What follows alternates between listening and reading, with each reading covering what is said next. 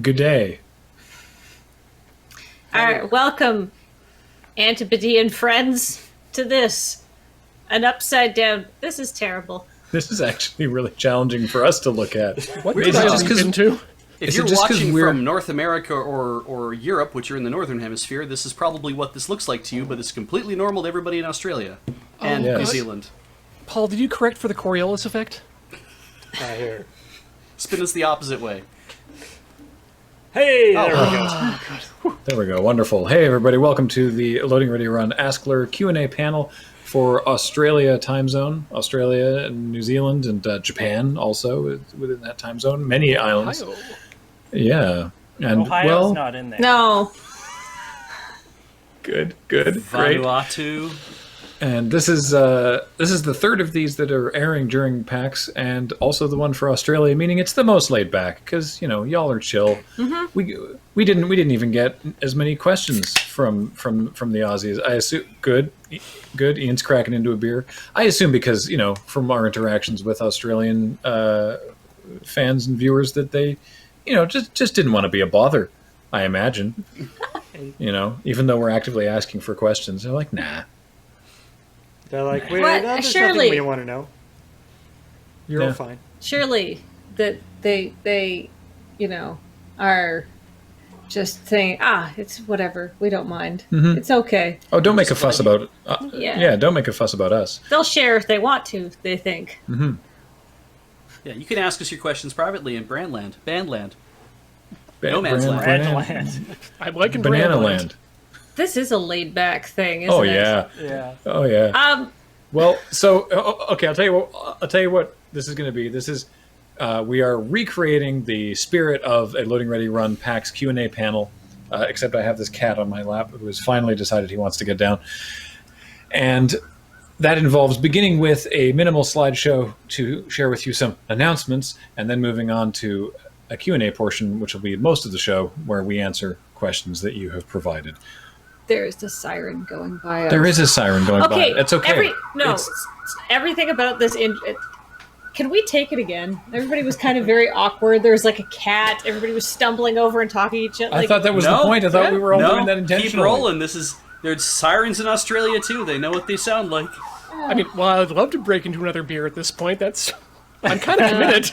Now it is on you, New Zealanders, to figure out whether that was a fire engine or whether it was a police car. It certainly sounded Or an like ambulance. It was close to my house. It ended with the weird which is always an interesting one. Let's go to the slideshow. Hey folks, welcome to the PAX Online Q&A for Loading Ready Run. This one, being the Antipode Time Zones edition, serving Australia, New Zealand, Japan. It's just so many islands. So many. I tried to keep that running gag going, and I could not. There are just too many islands to possibly reference in a reasonable amount of time and tech space that I had. I was definitely, for a long time, thought it was Antipode.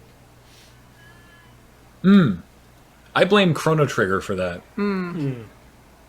There was a spell? Was it a spell or an item in Chrono Trigger that everyone just called Antipode? And I don't know. I don't even remember what it did. It's pronounced antidote. They just spelled it wrong. I like that. Before we get to the Q&A portion, let's answer the big question that everyone's been asking us on Twitter and in YouTube comments. Hey, why aren't you making X content at the moment? And to some of you, it may seem surprising that we need. Oh, I've gone to space.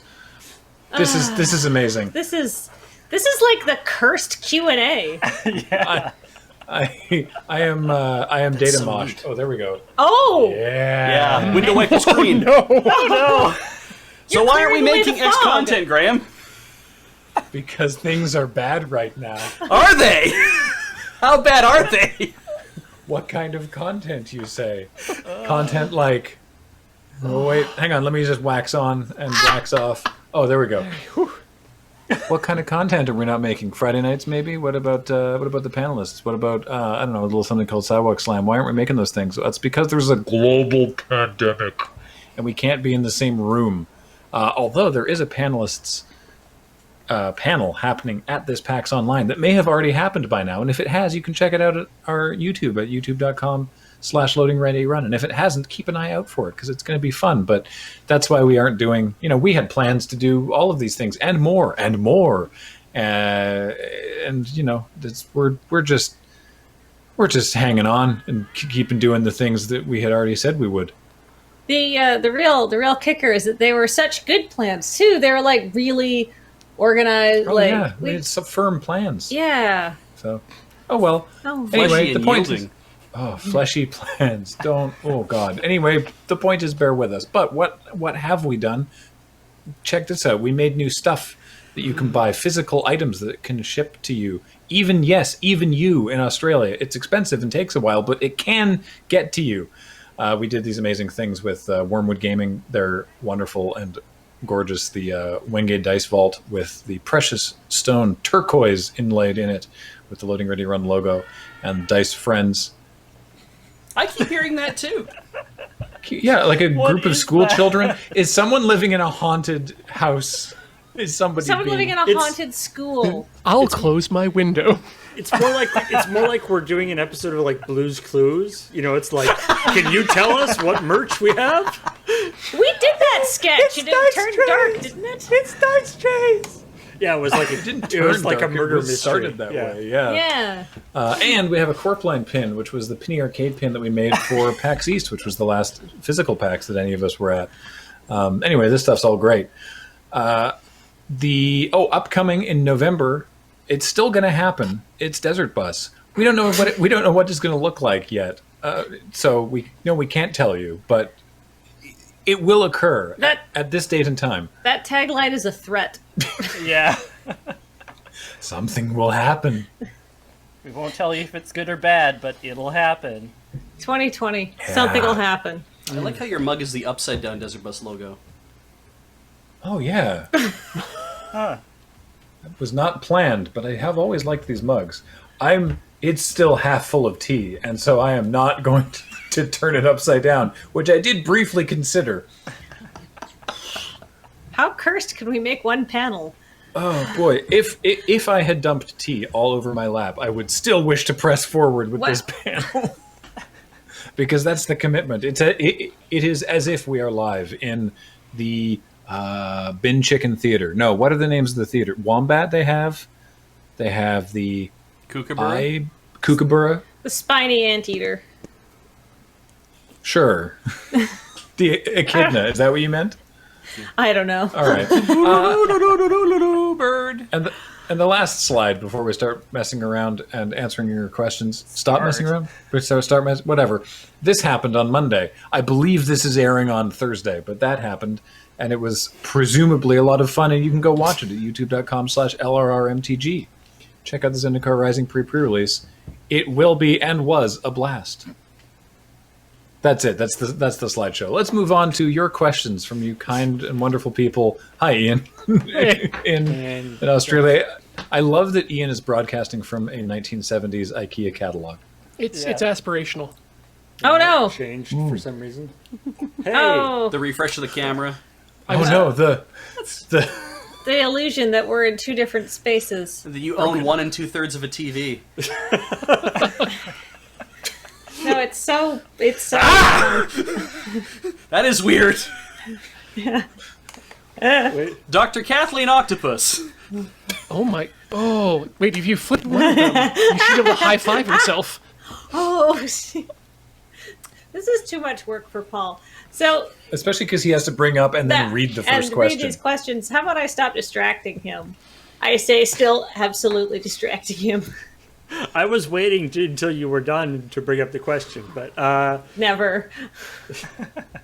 so imagine, if you will, the LRR crew.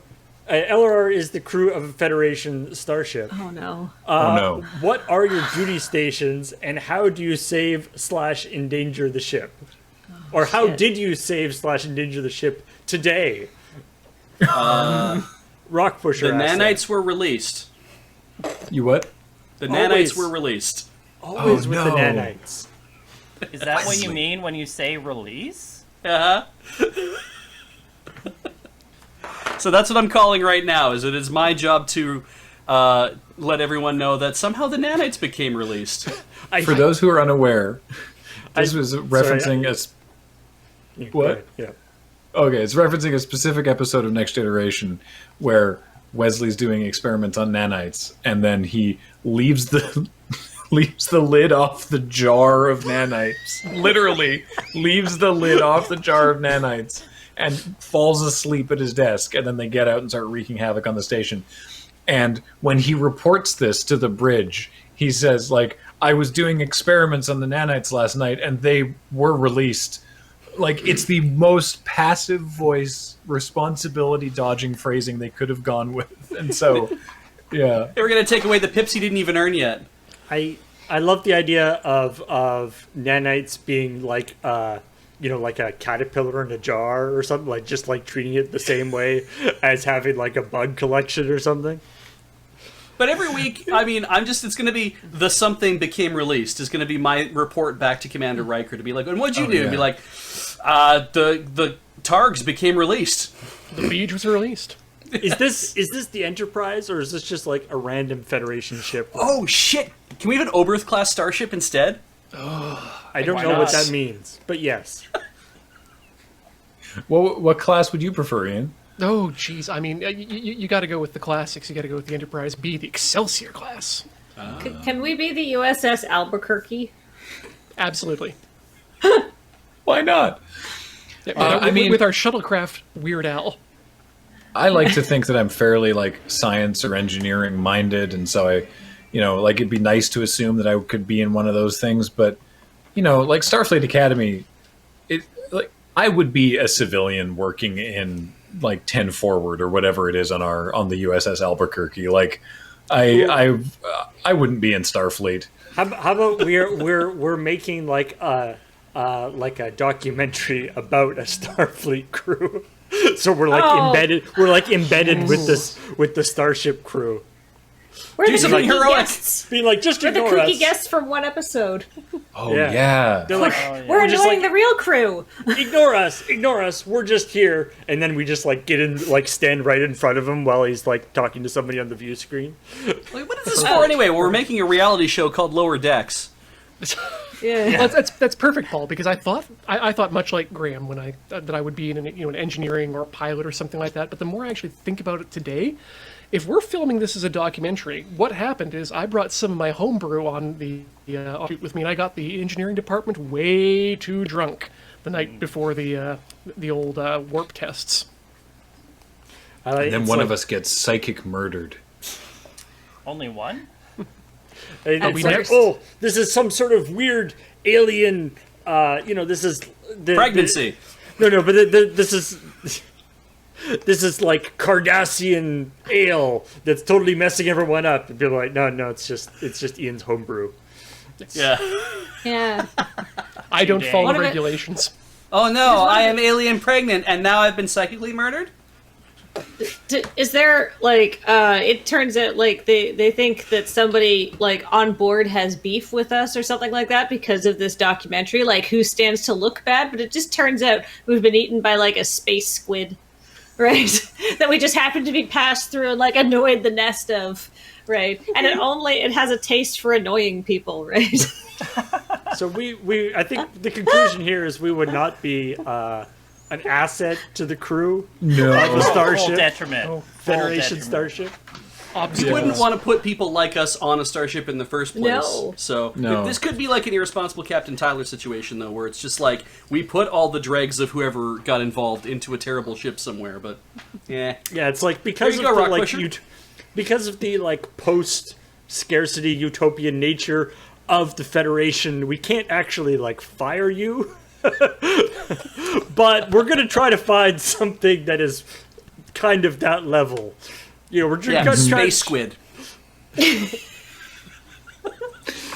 Kathleen, you want to read the next one? I would like to read the next question and also say, hey, if you want me to write your games, I'll, Space Squid you can have for free, but I'm sure I can come up with something just as good. Clearly, creative genius here. You've traveled a lot, either personally for Lure. Some of you have been down under for PAX Aus. If there is one place you could visit, either for Lure or personally, what would that be and why? I'd go to New Zealand because it's expensive. Good bang for your buck there. Yeah. I mean, I'll and go you to were, Antarctica because it's more expensive.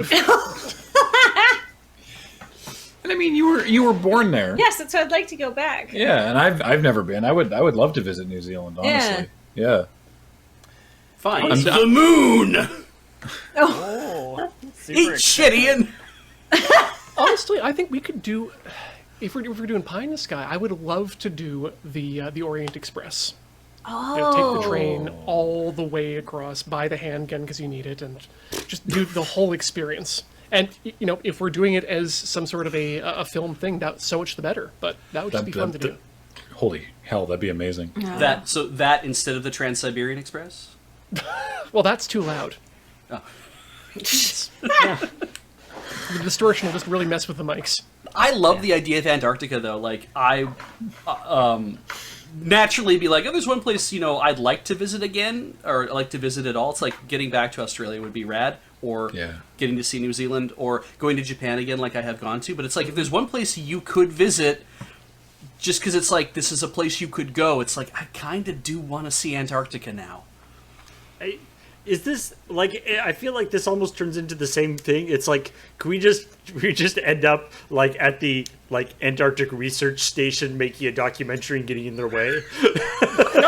That's how all our adventures end. Oh no, we ate all your rations. Sorry, we're leaving now. For the final stinger, I need to learn how to speak without showing breath. So if and then it's just like, who left the door open? Oh, we were supposed to close the door. Sorry. The thing was released. Is the idea that if we were to make a feature film, it would be like, that's how it would end for us, and then be like, Lure will return in, and then it would play like the stinger, or the trailer for the next film that just is us doing the same thing, ending the same way, and then and the Loading Ready Run movie 3, and it's the same thing, but it's a different place every time, but it ends the same way with us as a documentary crew getting eaten by some sort of monster. And never against the World Crime Syndicate. Yeah. We have people who haven't answered yet.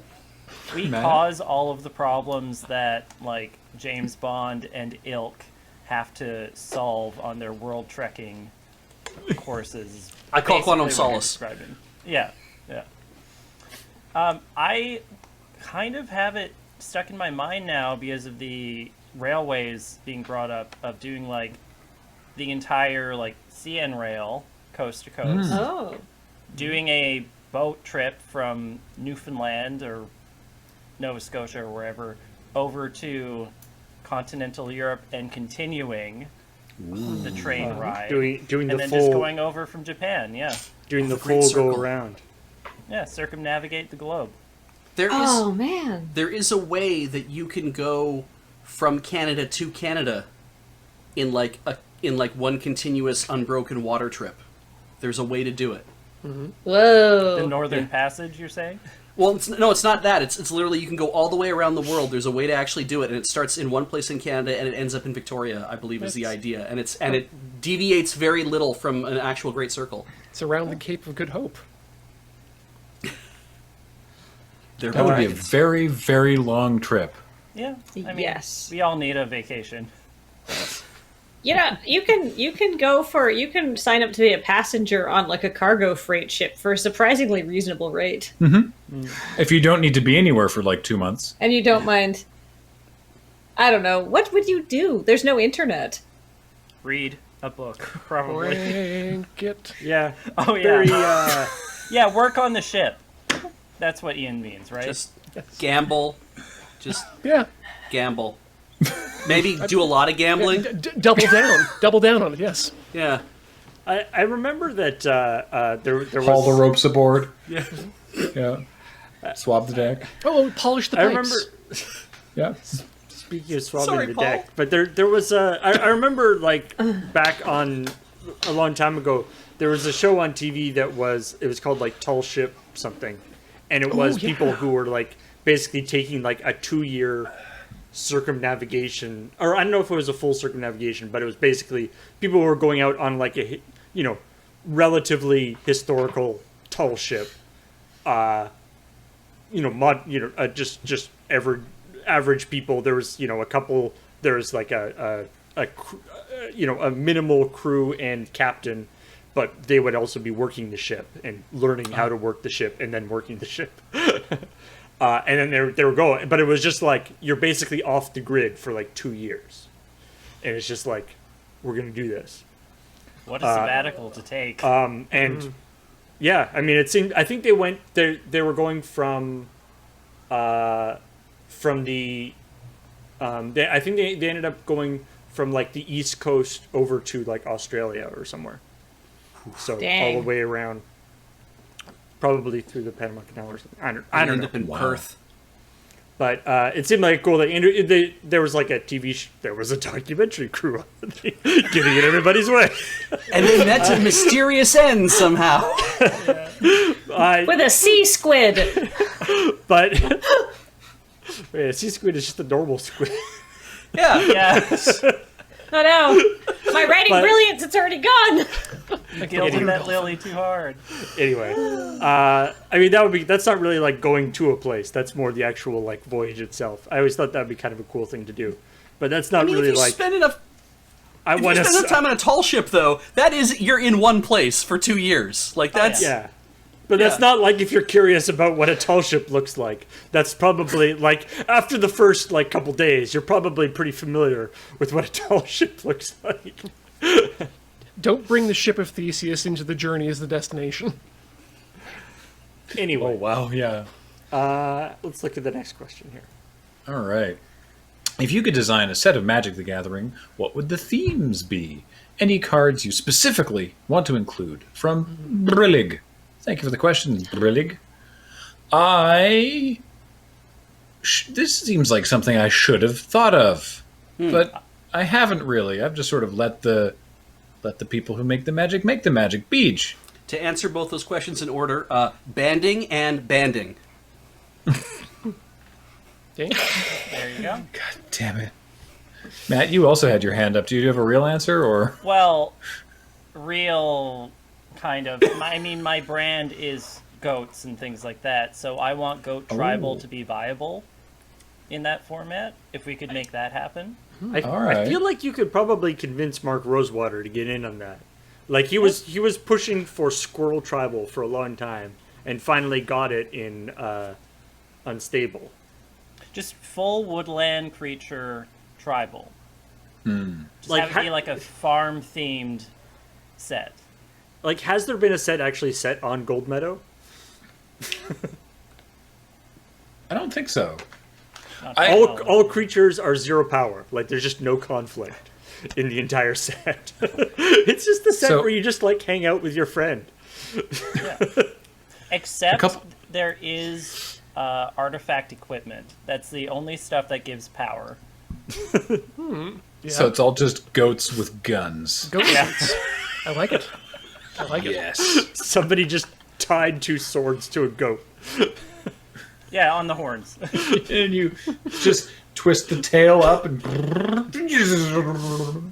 away they go. There was in the Great Designer Search a couple of years ago, several years ago now, there was one of the designers was working on a concept for a plane that was entirely underground. Ooh, interesting. That I think would be really interesting to explore, to the point that I think actually there might be murmurings or something that's something that may happen someday actually for real, but nothing's confirmed yet, and I know that it seemed interesting to explore how all the colors of Magic would exist in a totally underground plane. I think that'd be neat, but Yeah, they can call it Tantrum Spiral. That is a very, very niche Dwarf Fortress reference right there. Oh, yeah, now I get it. thank you. Okay, good. I You guess I better have have to stay dwarves in that set, though. Oh, yeah. Oh, yeah. I should stay on brand and just say I just like a more historically accurate Kamigawa. There were, a lot of the kami were inspired by real sort of real folklore, but But inspired by. yeah. Well, I mean, they don't do actual places, right? Everything is always inspired by, because they don't want to actually run into, like, they don't want to be Copyright. like Earth. Well, not copyright, but it's just like, after Arabian Nights, they were like, okay, let's not actually make, like, real things. Let's make, or real existing fables, let's make things very closely based on actual things. Like But Disney movies. But I agree with you, Ian. I would love to see a new return to Kamigawa. Many people would, but many people also would not. So we'll see how it goes. Just a new Ice Age set. Sure. I would do a set. Now, see, this is obviously extremely indulgent. Well, why not? I would set it on Ravnica, but I would make it so in this, but it would be In the 6th district? It would be a 6th district set, and so there'd be no like it would be like everything would do the same amount of like points of damage and stuff like that, but it wouldn't be like it wouldn't be like a flame strike or something like that. It would be like a Sausage protest sizzle. ballot or something like that, right? It would all so it would be like very weirdly like non-violent.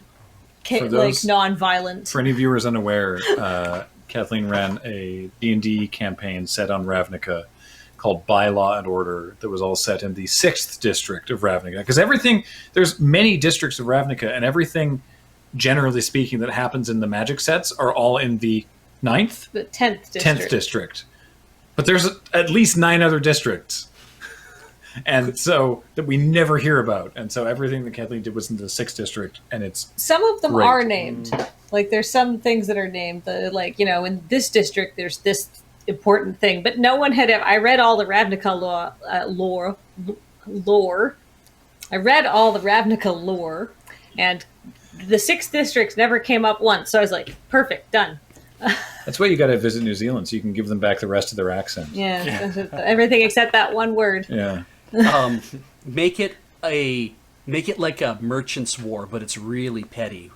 Yeah, Yeah. that sounds great. Yeah, like one of the merchants wants to put their things in a store, and the other's like, no, you can't put it in here, and they ban them from the store. Yeah, it's like not mind rot, it's like gut rot, and it's got like a bad sausage on the card, and it's just like a guy going like, oh. It's like just like a big food court, and people keep trying to push their terrible food at each other. What an unappealing magic set. Nothing happens and everything's gross. Yeah. How about just like Homeland's Redemption set? Ooh. Like Return Why to not? Homelands. This time, it's got good cards. This time But it's still playable. weirdly in packs of 8. Yeah. We're going clockwise, so Matt's next. Yes. From Commander Crunch Podcast, 2020 has been a wild year to say the least. But with crisis comes change. What important lessons or changes in perspective have come from making your content this year? And are there positive next steps we can take for not only Magic, but any other spheres for Lur's content? Big question. A big thing we learned, and we mentioned this in another one of the Asklers coming out this week, is learning how to do what we're doing right now. And Yes. it has opened up venues of different kind of content to make. Technically, perfectly, like we do now. With no strange issues. That's the first time anyone's been sent to the data hell Yeah. through these, so that's good. I love the idea of like what changes in perspective have you had to make, where it's like where we've had to consider things that we would do for live, for example, and we'd be like, well, naturally we have an improv segment, or we have this other kind of segment, and then to be able to say, well, we can't do that in the same way, and you can't really do get two people in a room and have them do like the when we did Job Interview Against Humanity back in the day, or like when the waiter comes by the table and is trying to screw with people, like that kind of thing. It's like you can't do that in the same way. So you have to set up similar feeling activities. And then, but we can also then do stuff like, well, what do we actually have in our houses? Like, we have stuff in our houses, so what can we actually utilize from a house? And that's like when I did that cooking thing that was just essentially just an excuse for a big bait and switch at the end, if you haven't seen it. And like Ian having like his workshop at home for Tinker Tailor now, having to think about a different way to do that. And I love that idea of like, how have you had to change your perspective? How have you had to readdress how we've always made our content? Mm-hmm. Yeah, literally changing venues and changing locations has changed the type of content that I can make and how I make it. I think a lot of the cooking streams that I tried to do at the Moonbase were limited because of we were shooting in a studio without access to a full kitchen, where going and having the access to a kitchen means that I can do more. I feel like we've also changed our perspective on the scope of the projects that we do, like the scope of the things we do for live, for example. Like we have big scope things like Hollerwood Squares, which has 9 people in it, but we have smaller scope things in which, like, right now we're not doing pre-records for live. We'd like to, but we've changed our perspective on prioritizing those. And I think a not insignificant part of that is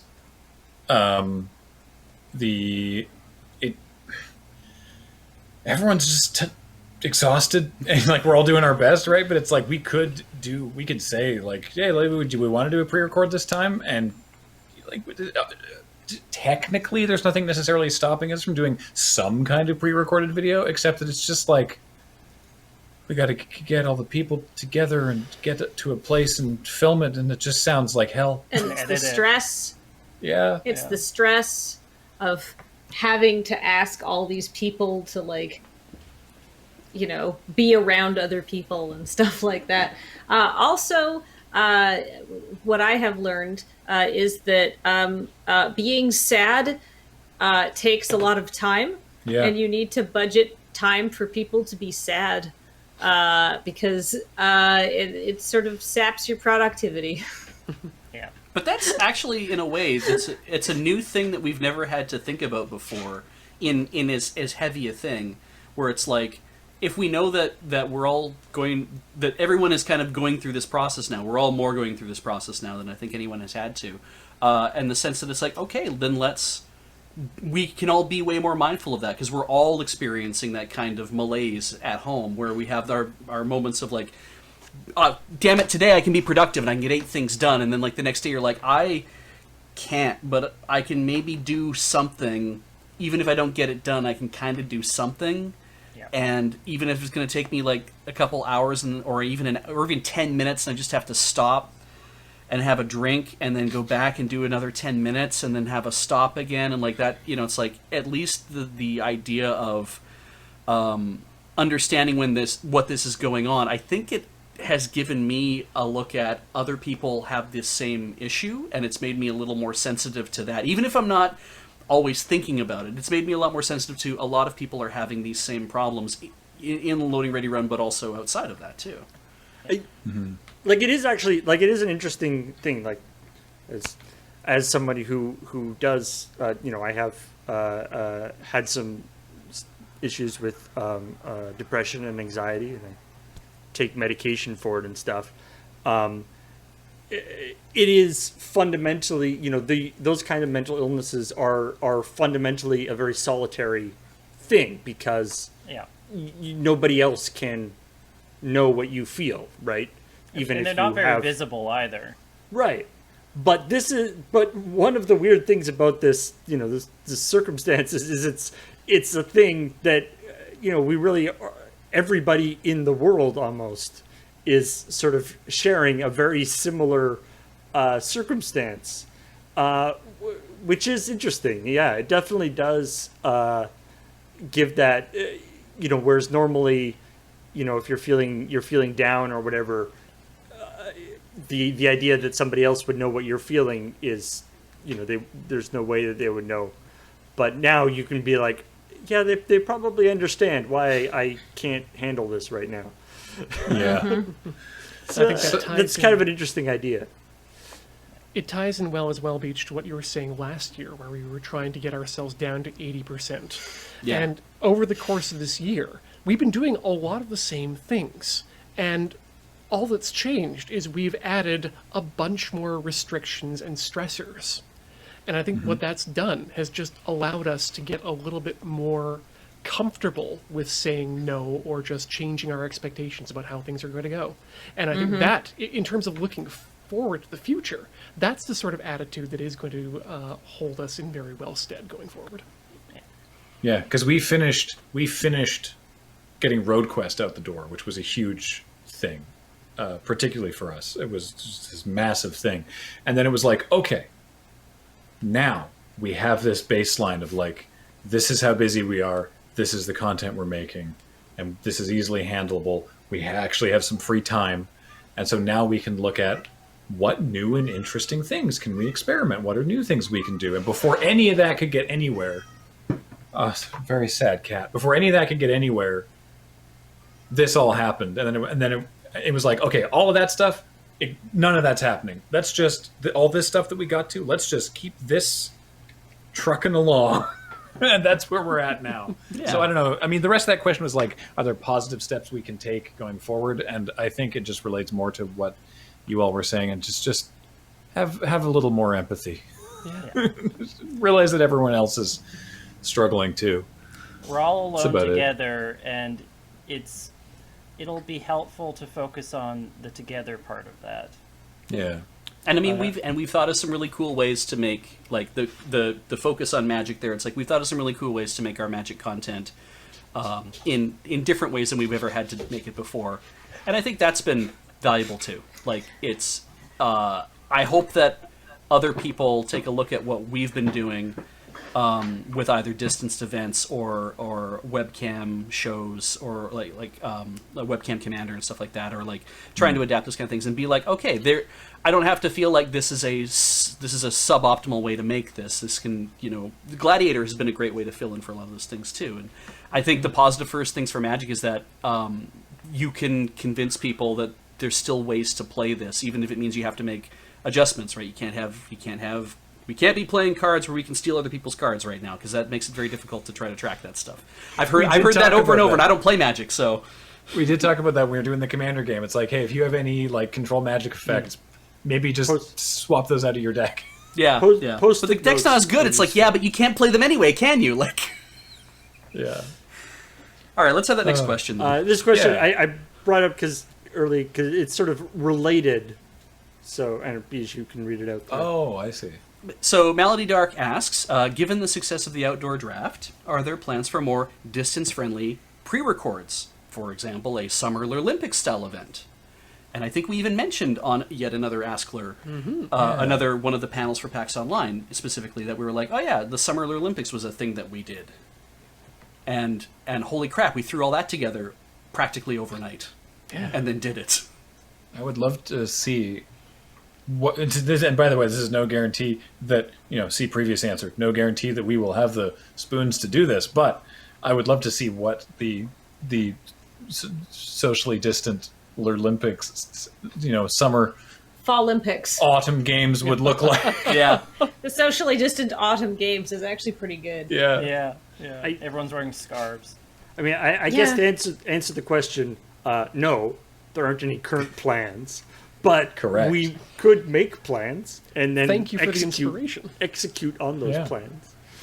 Yeah. I feel like it's like any pre-record we're going to do from this point forward has to follow this distance-friendly thing, and whether that is if we're like, oh well, we figured out a way to do a Commodore Hustle episode, which we haven't, but if we'd figured out a way to do a Commodore Hustle episode that was distance-friendly, it'd be like, well, then let's start working on that and make that happen.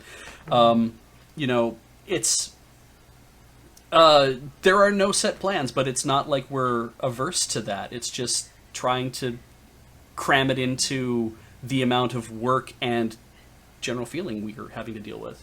And cars and people. Yeah, can I just peel back that sausage casing for a second Yeah. Go and for it. expose our chopped pork and other spices? So typically, how we film a pre-record is that we'll all decide to go somewhere, and in order to be ecologically friendly, we'll all try to jam in as few cars as possible. And then, sitting 5 people in a compact car, we will drive to a place where we will all touch the same things and our faces and not think about it, and pass like things and tools and camera equipment back and forth, and then we'll all eat in close quarters with a lot of other people, and then like probably fail to wash our hands and touch that equipment and share it amongst each other, and then go back to filming in close quarters and then get back in the same car, because that's how humans live. But I mean, when you say we it like that, yeah. so like it's not as simple as like, well, go out to a field and wear a mask and stand far apart from each other. It's like it requires you to completely reevaluate how people get food while they're on a production where they're out and about and working outside for several hours. How do you ensure that there's food and water there? When we were sharing a boom all the time, it's like we can't share a boom anymore unless you want to exactly. wipe the boom down every time. Yeah, who's gonna hold the boom? How are microphones gonna work? And like those have to be sanitized between people, and like it's just a whole rainbow of problems that we have thought about, and that's why we're like, oh god, right? Maslow's rainbow of shit. I mean, and that's why that thing was in the slideshow at the beginning, because it's like we still get, I'm not calling it anyone specific, but we still get tweets occasionally that are just like, hey, you said you were going to do more Friday nights this year. When's that happening? And it's just sort of like, do you not see what's going on out there? What the hell, man? Like, it's just sort of like, well, it's a little more complicated than that. But anyway. And spoilers, we actually have it pretty good here on the island compared to a lot of other We do. places, and we still can't just be irresponsible. No. Horner! I first got into Lure from the Wacky Draft videos, and I really missed them. Any chance of something similar returning? Well, Jazzy JRW, given that any sort of normal drafting is currently verboten thanks to this, yes? All done, please. All Please, drafts I'm are all wacky done. drafts. We've proven that we can do a paper draft. So the wacky draft, this is something James and I used to do it started on MTGO Academy, and then we started doing it on our own channel as well. And it was basically just like, it was like stipulation draft, or just like doing goofball drafting or whatever.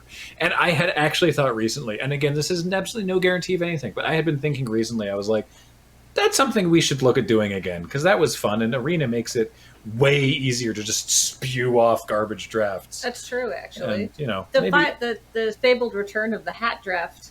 Oh, we should do hats again sometime. Or just what about a chonker draft? Everything has to have a chonker in the picture. The chonkiest card in the pack. Yeah. I love it. Is Man. Is it the power? Is it like a real? Yeah, like I'm sure there's a way to justify chonk in almost any card. James is off this week, but I'm texting him anyway. Yeah, just any card that has a big beefy boy on it, Just send him Chonky Draft and see if he's like, is something the matter? Just Is like this some sort idea, chonky draft, just that? Yeah, Is and this- then in about 5 minutes, another one of those ambulances is going to pull up, and it will stop here because Jim is going to think you've had a stroke. Right on, Chonky Kong. I guess we're back to you, Paul. All right. Now I'm gonna put this question in, and I want people to just relax. It's nothing to be worried about. Will we ever see a RogueQuest I season hate 2? this. And can it be Down Under? Now, I feel like this pairs very well with the question that comes after this, and I know that because I set those two up. So if you want to see the second question and try to answer both of these, we can do that. Or we could answer this one first and then answer the next one. No, let's see the second question. So the second question is here. Let's add this. Second question is: with Road Quest finishing there to what are the next big dream projects. Sequest to Australia, and then Road Quest 3 is in Australia. Yeah. Escape from Australia. Because as we Okay, all but know, can't we filming have- things on the sea is much easier than on the road because Because we don't need fucking permits. flat. But as Sequest told us originally, beneath the sea is the final frontier. And as we've mentioned previously in this Askler, we are obviously very trustworthy to get onto a boat with filming equipment, and we will not ruin a single thing on that boat. That's true. We won't accidentally sink a freighter in the middle of the Pacific. Never done that before. No, it would be a fan boat. So, Paul, you brought these up. You want to talk about them first? I mean, okay, so for real, obviously, Road Quest was super cool. Like it's something that we're super proud of, and we love it. Love that it exists, and obviously, you know, the idea of doing another Road Quest has crossed our minds. It is something that we think about probably more than you do, Yeah. person watching this. But it was also a huge production for us, and you know was a big thing. And so if we did another Road Quest or something of that magnitude, I mean, it would be cool to do something like that. But obviously, it would be. I will say there are no current plans for that, aside from, you know, kind of pie in the sky stuff. Idle chatter.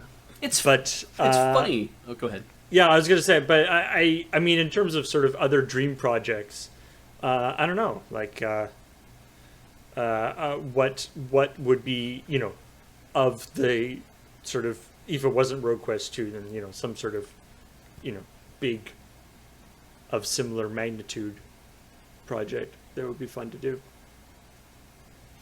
Loading Ready So- Run, the video game. So, I before all this happened, you know, like there are no and there were no plans to do a Road Quest 2, but obviously, like Paul said, you know, it's always a thought. I have thoughts all the time about stuff that's never going to happen. Just like, you know, like, oh, wouldn't it be cool if we did this? And in that realm, certainly a Road Quest 2 that took place in New Zealand was like pretty high up there, right? I was like, what would we do? What would be like a place to go if we could go outside Canada? What would be like a place? What would be a cool place to do Road Quest 2?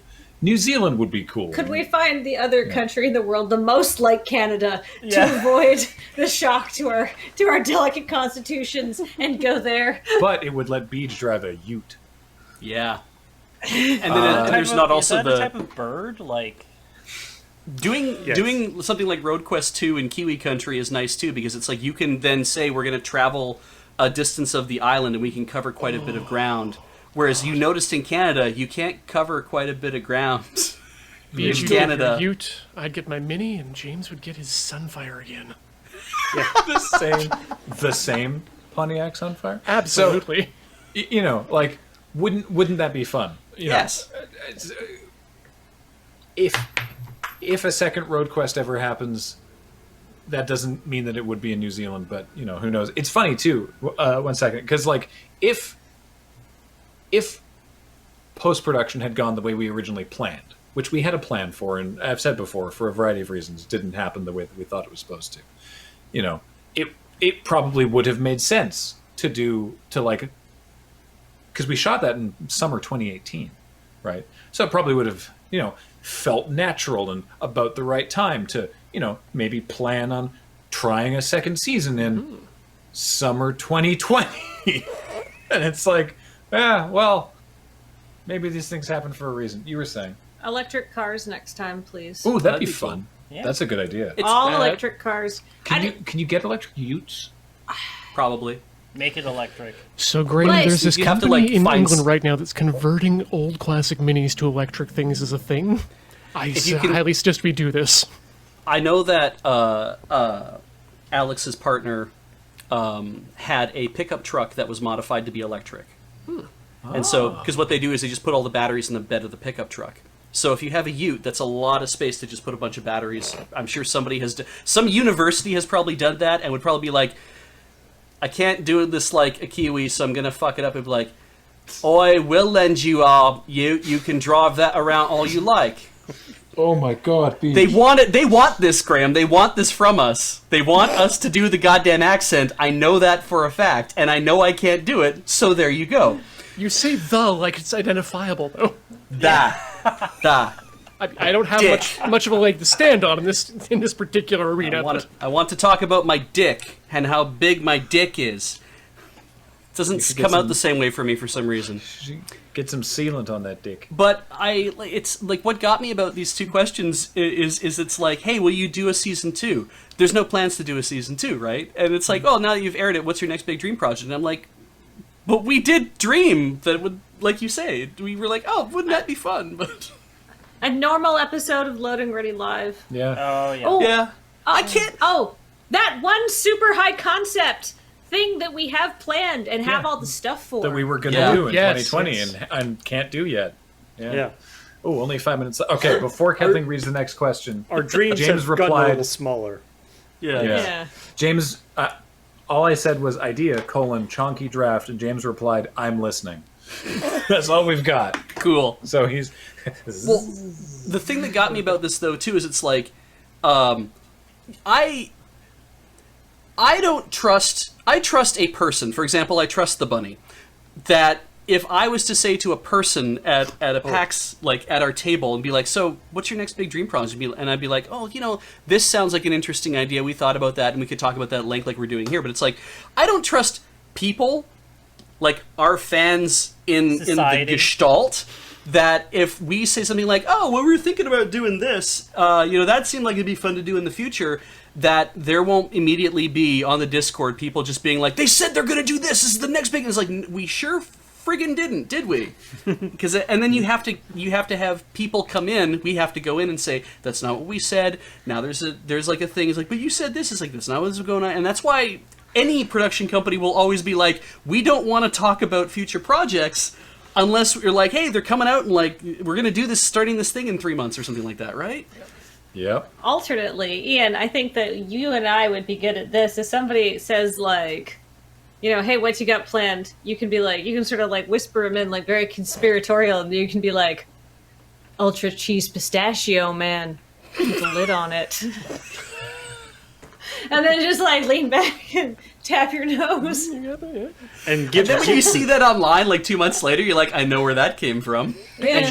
so you give each person like a random series of words.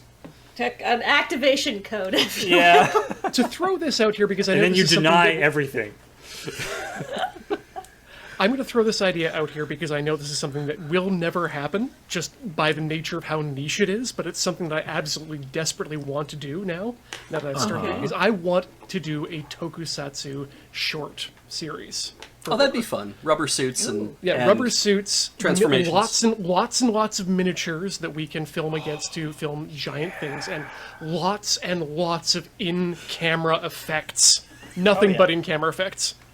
That sounds fun as hell. Yeah, and until we can all touch each other, that's Let- probably never going to happen. We should do an episode of Commodore Hustle like that. Yeah. Oh, wow. That'd be so cool. Yeah. All right, the Let's last talk. question, I think. All right, last question, Kathleen. All right. Be very Hard-hitting, fast. hard-hitting question. Why are you all so cool? I'm insecure and faking it. I keep the windows open. I was bullied as a child. I don't give a fuck what you think about me. I own a didgeridoo.